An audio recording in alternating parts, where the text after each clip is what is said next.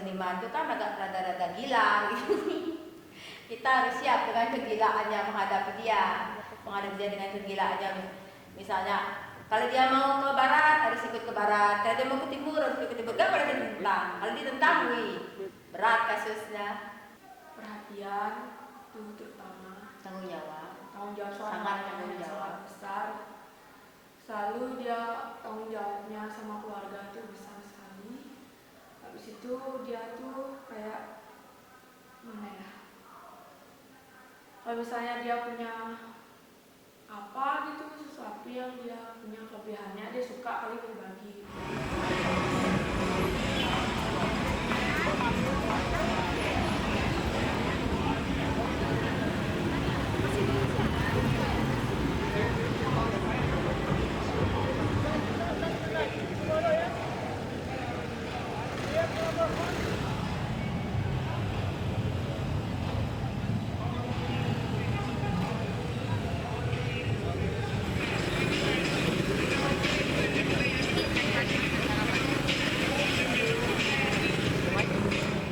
Ini saya bikin judulnya Bom Bali.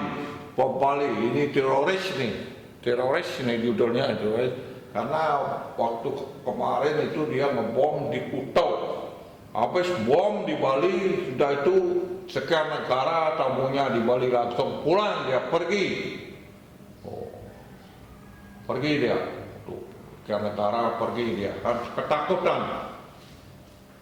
Itu saya pas melihat waktu itu mayat. Terus sudah itu di kedua ini ada bom, WCC-nya dibom oleh teroris itu. Sudah itu marah Amerika, dikejar oleh George Bush. Kan George Bush waktu itu ya, Bush,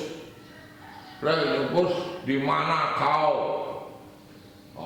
Osama bin Laden dikejar, di mana kau? Dikejar, teroris selamat. Judulnya teroris.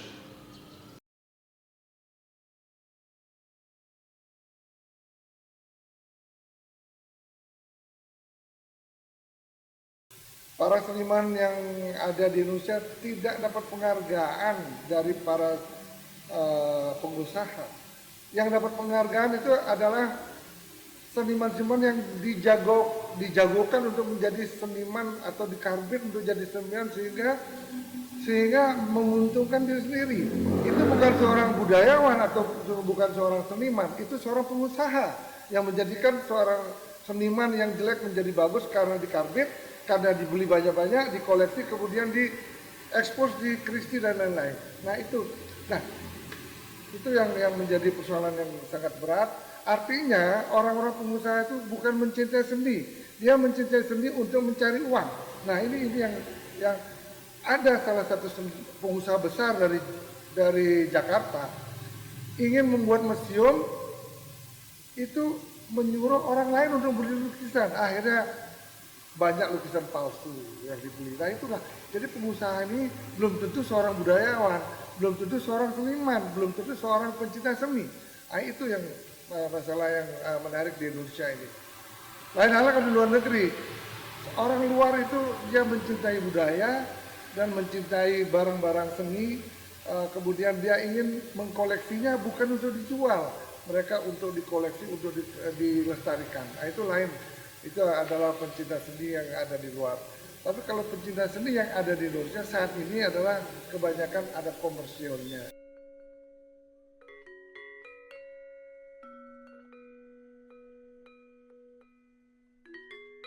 Sebagai penulis buku bendi kontemporer yang mengangkat wacana kontemporer, maka di sini dapat saya sampaikan, tampaknya saya tak perlu hadir, mengingat ketika buku bendi pelukis kontemporer ini saya tulis dan selesai, maka teks yang ada dalam buku ini bukanlah milik saya lagi, tetapi telah menjadi milik publik sebagaimana menurut Koran Batas dalam isinya The Death of the Authors. Sebagai floating text, saya serahkan kepada para pembaca untuk membaca dan memaknainya. Selamat membaca dan bergulat dalam memaknai karya-karya Wayan Bedi. It's very similar to today's culture in Bali because you still have a very large emphasis tradition, but you have some modern mixed into it. So it's actually very contemporary. It has the traditional and the modern, and that's what culture is here now. Clothes, tourists, cars, locals picked up many Western traditions. So that's today in Bali.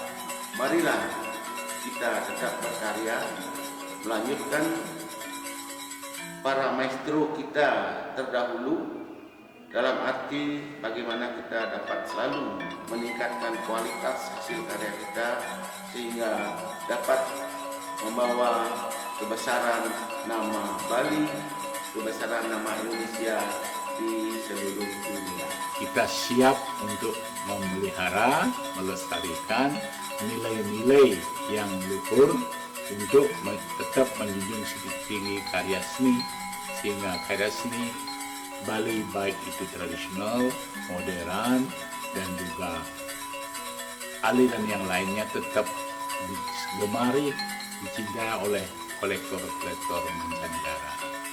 Terus berkarya, berinovasi sehingga menciptakan atau membuahkan karya-karya yang besar seperti lukis-lukis seperti di Bali, Wayan Bedi. Tahu memilih dan bisa menikmati karya seni itu yang paling penting. Beyond estetik, di balik itu sebetulnya ada unsur-unsur, ada ekonomi, ada investasi, ada healing, ada therapeutic, ada spirit. Itu yang paling menarik kalau mencintai seni. Ini yang kita harapkan di Indonesia, sehingga karya-karya yang bermutu ini tidak lari keluar. Dan ini dikoleksi oleh orang-orang kita di Indonesia.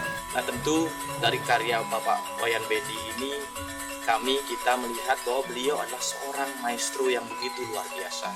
Maestro yang memiliki kekuatan karya yang luar biasa dari Bali. Dan saya merasa sangat bangga pada kesempatan yang baik ini untuk bisa memberikan apresiasi kepada maestro kita, maestro Bali kita, Bapak Wayan Bedi.